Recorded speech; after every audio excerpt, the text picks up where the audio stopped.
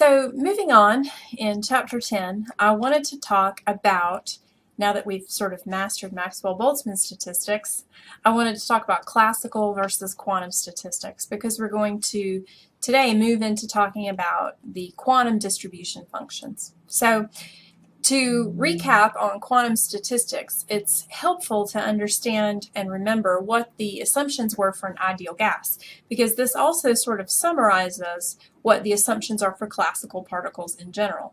So for an ideal gas, we assumed that the particles were identical in terms of physical properties, but you could distinguish them in terms of their position, path, or trajectory. So you might not be able to tell one helium atom from another, for example, but you can see this helium atom up in the upper right corner of your container, and then you can watch it bounce around, and by following its history, you know where it is and that it's the same helium atom that you were looking at some earlier time.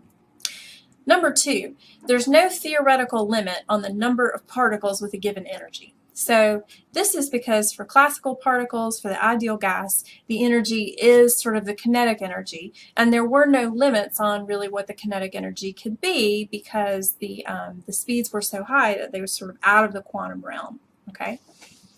3. The particle size is small compared with the separation between the particles. Remember that we covered this. We talked about how the ideal gas law holds for low densities of gas. Okay, so let's discuss each one of these in turn and then talk about the problems with each one of these when you move on to quantum statistics. So to discuss number 3, I'd like to go over this example from another text. Specifically, it's Thornton and Rex. So here, the problem in Thornton and Rex goes, one of the major assumptions in the ideal gas model is that the particle dimensions are small compared to the particle separation. And one way to decide if this is valid is to compare the de Broglie wavelength of a typical particle with the average interparticle spacing d. And then if the wavelength is a lot smaller than the interparticle spacing, then the Maxwell-Boltzmann stats are acceptable. So what we're going to do here is show that the wavelength is equal to first h over the square root of 3 mkt, and then we're going to use that fact that the n over v, which is sort of a number density, is equal to 1 over d cubed. Remember, d is the interparticle spacing. And we're going to use that to show that this inequality, that the wavelength is a lot smaller than the interparticle spacing, it can be expressed numerically as n over v, h cubed over 3 mkt to the 3 halves is much, much less than 1.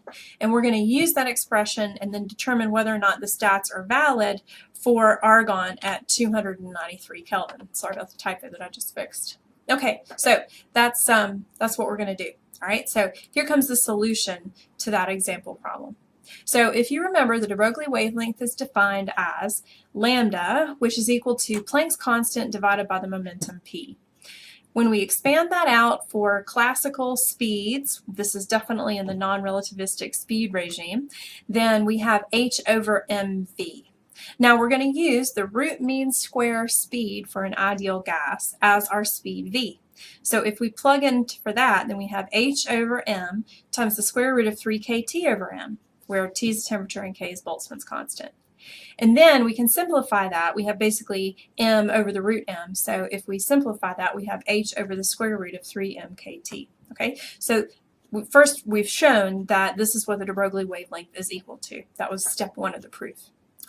Now, step 2 of the proof just sort of assumes that you understand that n over v, the number density of your gas, is equal to 1 over d cubed, where d is your interparticle spacing. I think this makes sense, but maybe it needs a sentence or two explanation.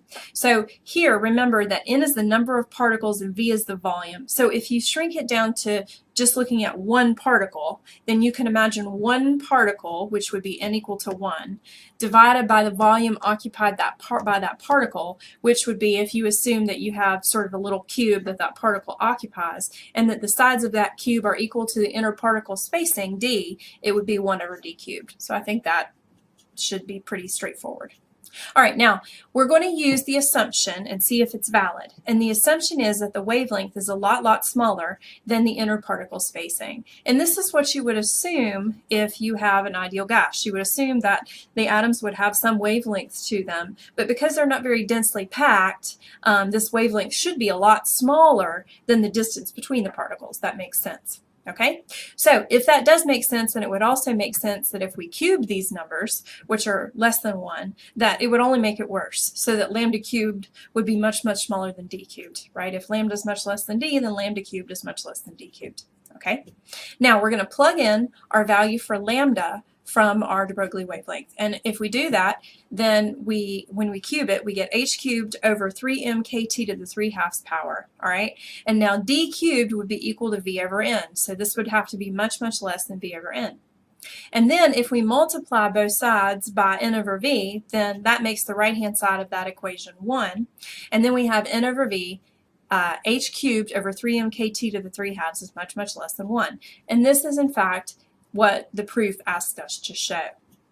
Now, the problem also asked us to make sure that this worked for argon at room temperature. Argon is a noble gas, and so it really should be part of the ideal gas law if the ideal gas law holds, right?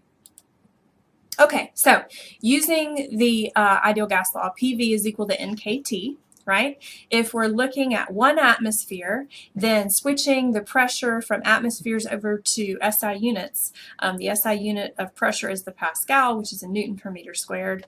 1 atmosphere is equal to 1.013 times 10 to the 5th pascals.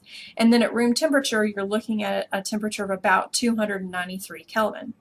Now, rearranging the ideal gas law, N over V, which is what we need to stick into our inequality, N over V would be equal to P over KT. So if we plug in for the pressure, Boltzmann's constant, which is 1.38 times 10 to the minus 23, and the temperature of 293 Kelvin, then we get the number of particles per unit volume is 2.5 times 10 to the 25th particles per cubic meter.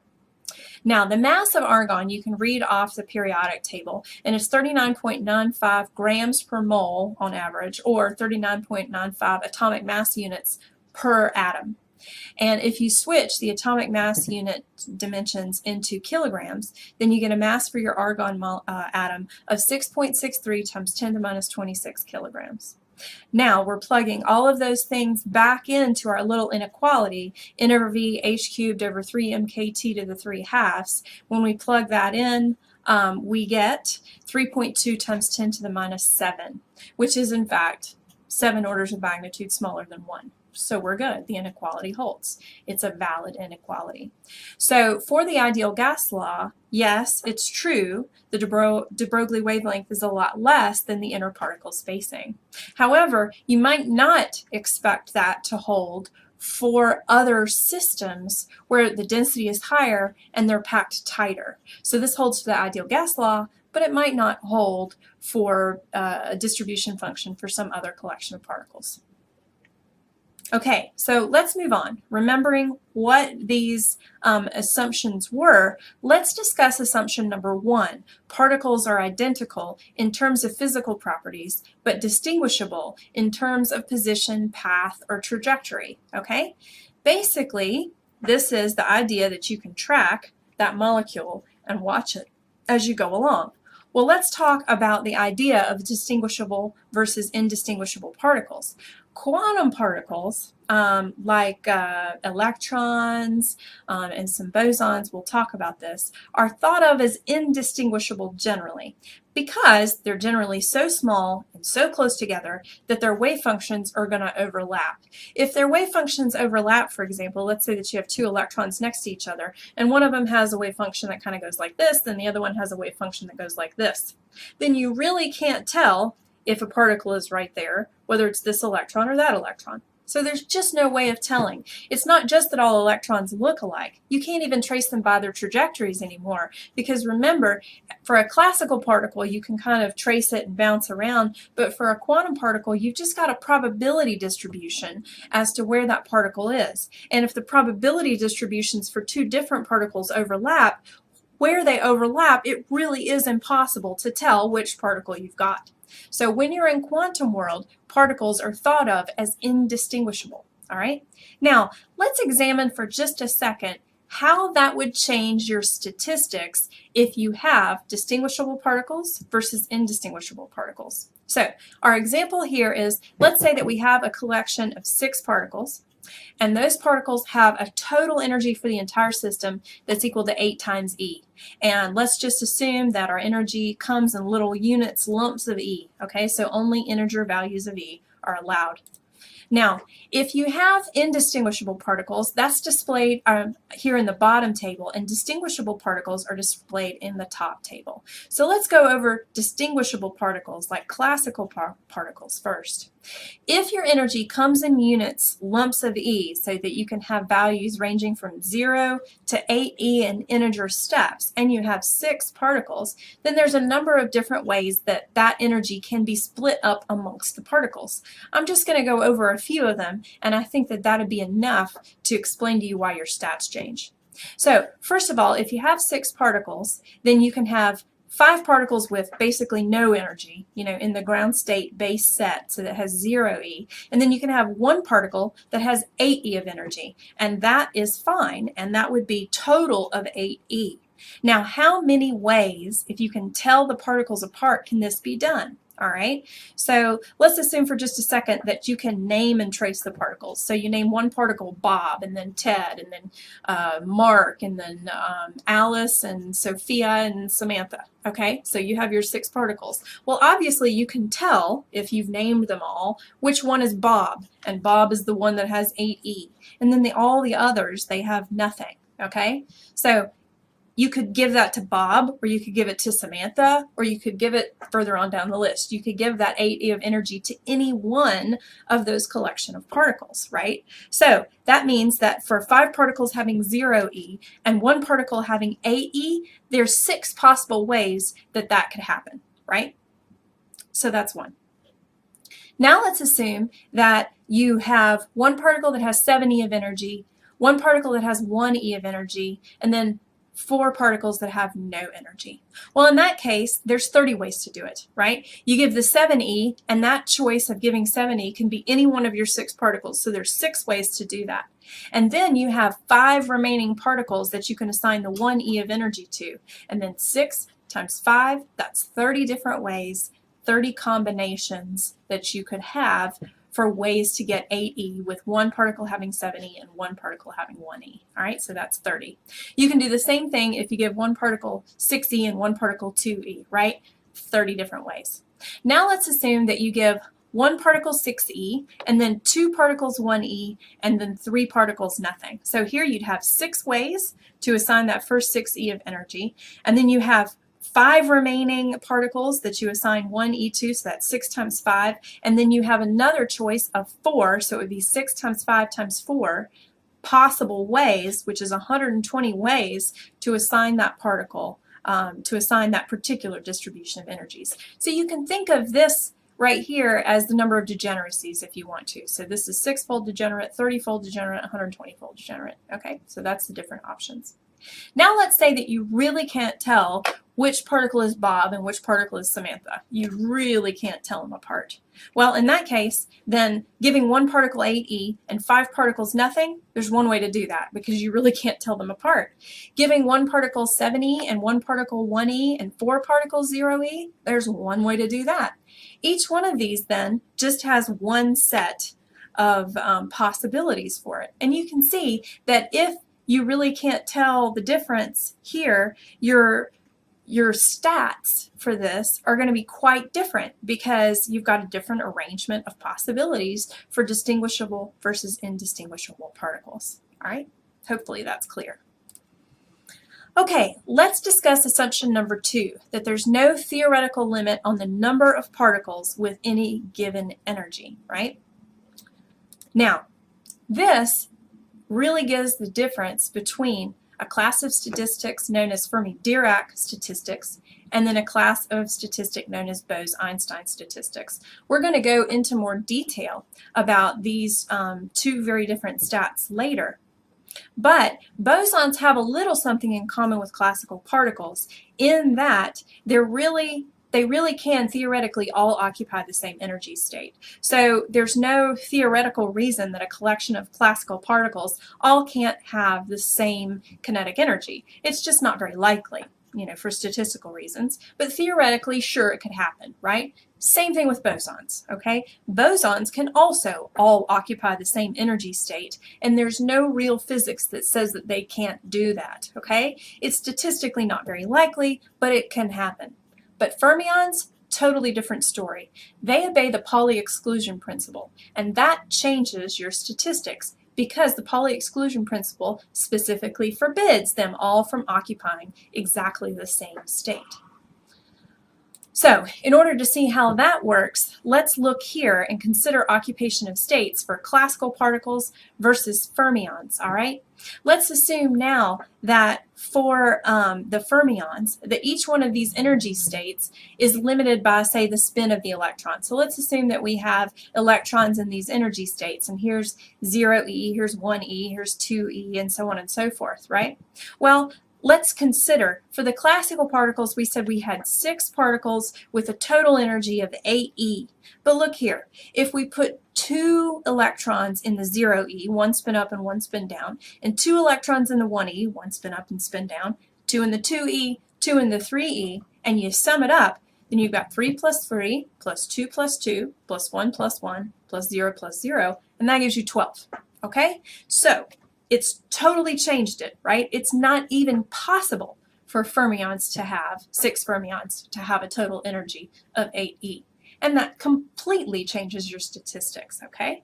You can't put 5 particles here in the 0e state. It just doesn't work because that violates the Pauli exclusion principle. Now, this is a very simplified example, and of course it doesn't work exactly like this, but I think you get my point if you reflect back on what the energy levels are like for electrons in an atom, okay? It might not be 2 in each energy state, but there is a definite limit, okay? And that sets what your lowest bar, what your lowest possible energy is.